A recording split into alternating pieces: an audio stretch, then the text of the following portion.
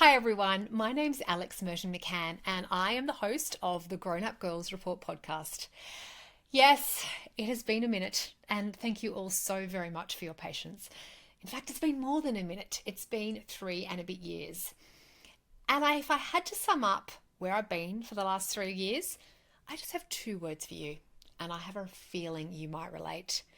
Perimenopause and menopause. And oh man, what a package deal they are. When I recorded my last episode, which was in late November 2021, I was really just hanging on.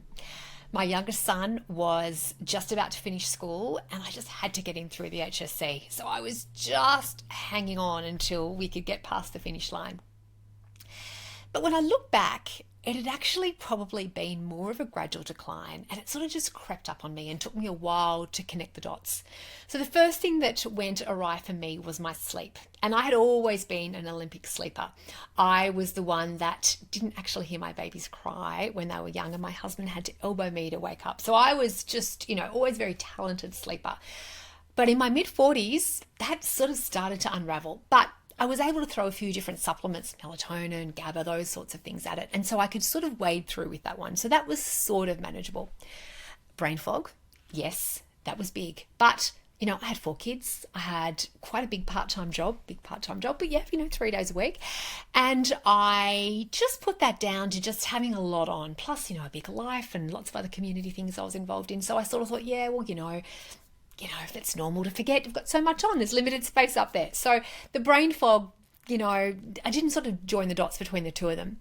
But it was when the third big symptom for me came along that I really started to perhaps join the dots. Did still took me a lot of time. And that was mood. I was feeling really low. And that again crept up on me, a bit of overwhelm set in. Just my confidence started to really be a bit shaky. But you may know what I mean by low mood. I'm talking days where you drag yourself out of bed, just by the kettle to get yourself a caffeine hit, in my case Earl Grey, just straight to the couch and hours on the couch, TV, some quite good shows, but just not really functioning, just not really achieving very much. And for those of you who know me, that's not my natural state. I like to have a little bit too much to do. I like to be just, thinking, I've got, what's the time? I've got a big day. I was unable to do any of that. I actually didn't want to leave the house. I didn't actually really want to talk to anyone about it. I didn't even really start to talk to my friends about it. I think a couple of the clever ones started to clue on, but I was just really in shutdown mode. And I really had barely any capacity to do anything. Although I was able to cook dinner most nights, nothing flash, don't get the wrong idea, but I was able to make sure my children were fed. That was really the extent of it, but a lot of Thai takeaway in between. I love Thai. And I don't really think my boys knew what was going on. And my husband was just so incredibly supportive, so grateful to him for his approach. But there were actually warning signs along the way. And for me, there are a couple of big ones. Obviously, my mood was low, but when I really started to know that things were just out of control was when I started to get involved in a lot of public crying. I'm very good at public crying, and it's either to very kind-faced strangers in coffee shops, clothing shops, Woolies line, pathology line. That was always a good one for me. When someone's, they can sort of intuitively pick up on that you're not great, or start a conversation and, before you know it, I'm sobbing. I don't even know these people's names. Anyway, the other thing I'm very good at is crying in bathrooms when I'm out with, I'm better at it now, but when I was out with a group of girls, we know when you're out with friends, and I actually still did want to have a good time and still see some people occasionally, still feel like I was being a little normal. So I'd go out for a night, with some girls and try really hard to be in the zone and to be up. I don't want to be that Debbie Downer, that person that's moaning and groaning and bringing the whole vibe down. So I would do that, and then I would, when I was just feeling overwhelmed, pop into the bathroom and have a little cry. But there was one night at a local Thai restaurant, again, yes, Thai food is a real theme of this episode, when a very good friend of mine who has actually been on the podcast before, Dr. Annette, found me crying in this bathroom. And I love Annette. Annette's a straight shooter. But Annette was like, "Oh, my friend, what's going on? What's happening? We need to get you some help." And that really made me realized that I was not great and I really needed to start being more proactive. Now, up until that point, I'd had some visits to the GP, but, not particularly regularly. And so anyway, she helped me get on a better course, which was really, really good. And I can't tell you how much I love her and how grateful I am to her for making it happen for me and for helping me out. Now, I'm not going to download the entire journey on you now, just too much, my friends, but I do promise that I will share it with you another time. But there's one thing I do know about this whole experience is that my journey is not unique. It is incredibly common for women to struggle at this midlife stage, and I just felt like I had absolutely no warning about what was going to happen. And I pride myself on being quite the conversationalist. I love chatting with my girlfriends, but I just didn't see this one coming. But one of the other frustrating things I want to just quickly mention about the whole magic of perimenopause, that was meant with sarcasm this time, but there probably will be some magic we'll talk about later, was that it really started to shake my confidence, and it actually really diluted my zest for life.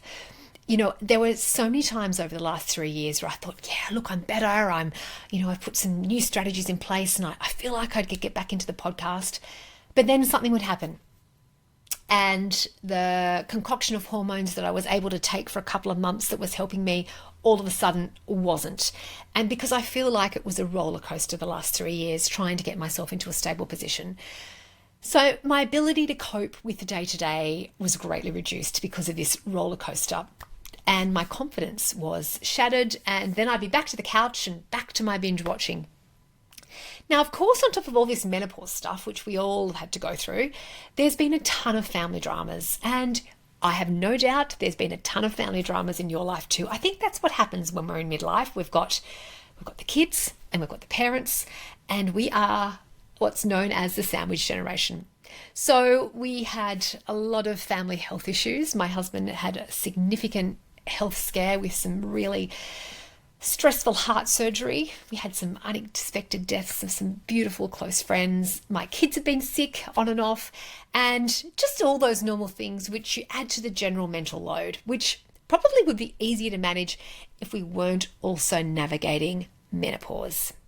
So 3 years down the track, I am pleased to report that I am doing better, but I am still going. I'm still wading through various hormone supplements, some talk therapy, and some new wellness strategies, which I will be sharing with you over the next little bit. But my recent ability to tolerate just a little bit of estrogen has actually just changed my whole world. It has been the biggest game changer for me so far. And in fact, I think I'm going to call it the unofficial sponsor of the Grown Up Girls Report, because it just means that I can be here with you today. So let me tell you what the plan for the podcast is going forward. I am going to aim to be in your ears and eyes. We're now going to do some video as well, at least every month. And if I can tolerate some more estrogen, I will hopefully ramp it up and be with you every fortnight. And what we'll be talking about? Well, there is so much to cover. Of course, we'll be doing some books. We'll be doing some beauty. There'll be a lot of health. There'll be a lot of wellness. We're going to be talking to some really inspiring women who have got a wonderful sense of community and are keen to share their stories. And I'll be introducing you to some of my friends, which I love doing, and like I did in the previous version of the podcast. So I am excited. I am really, really grateful to you for all your support. And when I shut down 3 and a bit years ago, I have to say I was so overwhelmed with all the beautiful messages I received. I'm sure a lot of you just could not work out what was going on. I didn't know what was going on. And I thank you so much for those kind words. And if I didn't actually reply to your messages, just want to say thank you now, because they were so helpful and so kind. Because sometimes when you're just feeling low, you just need a kind ear. You just need some kind words. And so they all just hit the spot. So thank you very, very much. So thank you for taking the time to tune in today. I am so grateful to you. And I can't wait to be back in your ears and eyes in the next few weeks. And until that time, I'm sending all my love to you. Take care.